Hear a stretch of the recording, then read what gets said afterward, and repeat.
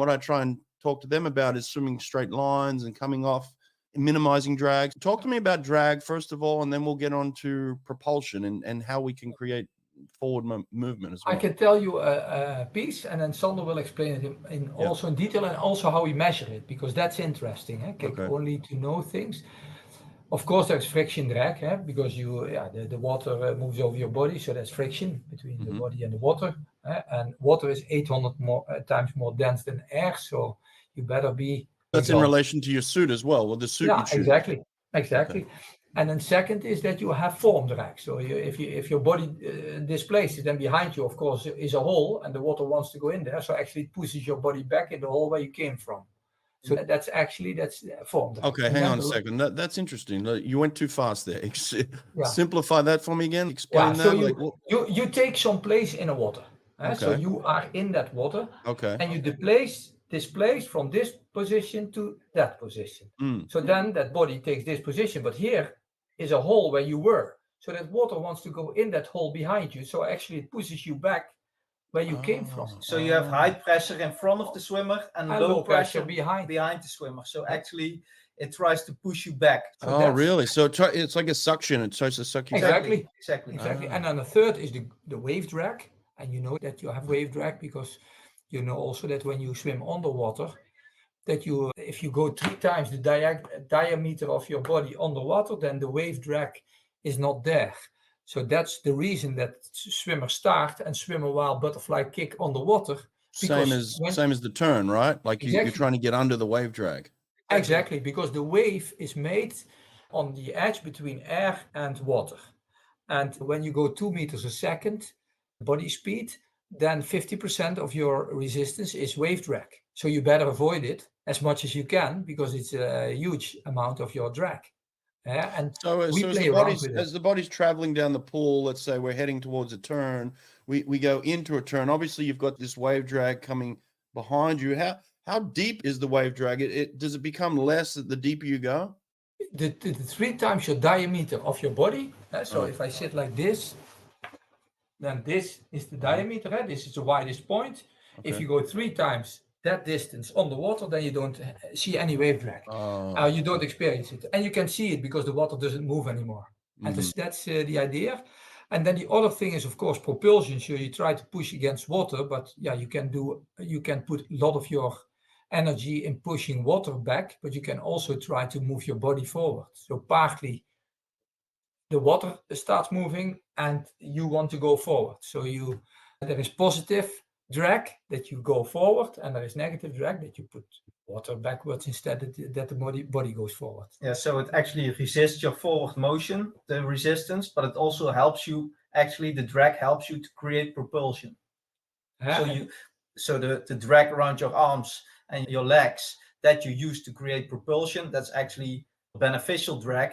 But of course, the drag that resists your forward motion, that's negative or drag because that lowers your speed.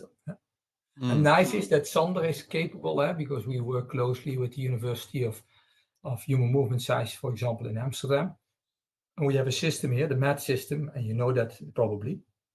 Maybe Sander can explain a little bit how we work on getting a more hold on the pattern of moving. And the second is how we can know something about resistance during swimming.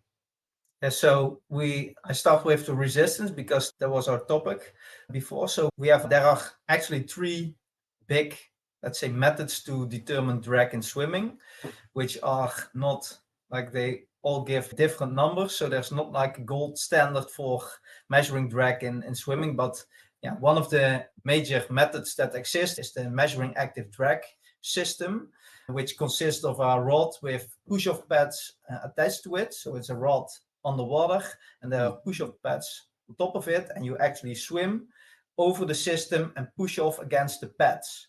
And at the end of the rod is a force transducer that measures your push against the pad every time you push against it. So you get a force signal shown. It goes up when you push, then it goes down, and in the next push it goes up again. So if you swim with a constant speed over the system, then let's say the propulsion you generate equals the drag averaged over the 25 meters that you swim over the system. Now, a swimmer starts with, for example, at a low speed of 1 meter per second, swims over the system with a constant speed, and then we can measure the average, let's say, propulsion he generated, and that average propulsion, because the speed is constant, is equal to the average drag. So in that way, we can measure for every speed that the swimmer is swimming over the system, we can get a data point that shows the average drag in that trial. So we get a curve that describes the relationship between the speed of the swimmer and the drag force acting on that swimmer. And roughly, the relationship between swimming speed and the drag force is a drag coefficient times the speed squared. So that also shows why resistance is important in swimming, because the faster you go, if you go 2 meters per second, because of the square that's in the formula for determining the drag force, if you swim with 2 meters per second, 2 squared is 4, times your drag coefficient, imagine that's 20, then swimming at 2 meters per second gives a drag force of 80 Newton.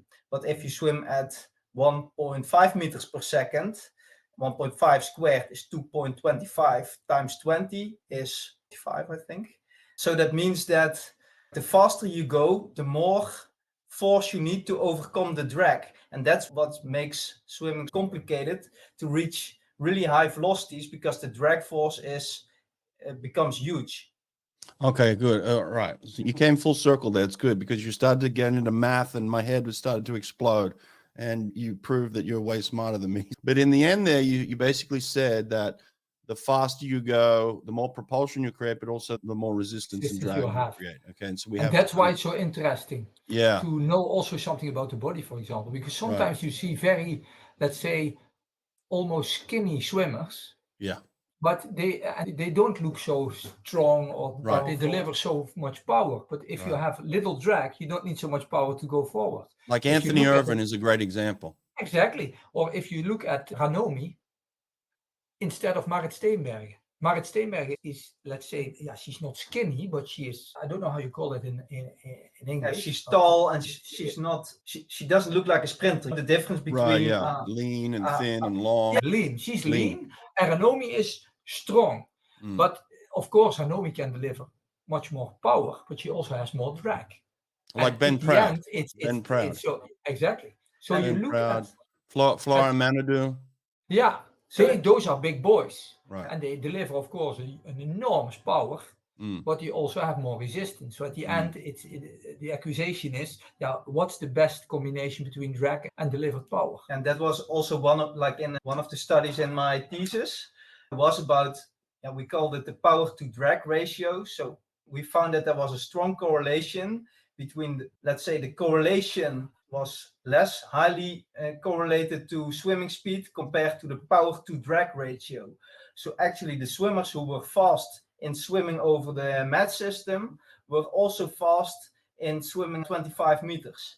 That shows that it's not only important to improve your power alone or to reduce your drag, but you need to take into account that if you build muscles, for example, of course it can increase your power and the force you can generate, but it can also have a negative impact on the drag that you have. So actually you need to look at the balance between the power that you can produce and the drag that's acting on your body, given, let's say, your body composition. And in the past we looked at those things, let's say, more isolated, I would say, and now we also take them both into account and look, okay, what does that mean for sort of the optimal body composition?